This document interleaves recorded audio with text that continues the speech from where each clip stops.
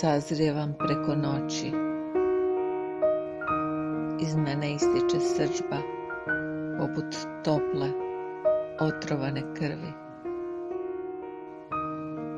Oslobađam se sumnji, tvoj svijet oblažući iznenadnim razumijevanjem.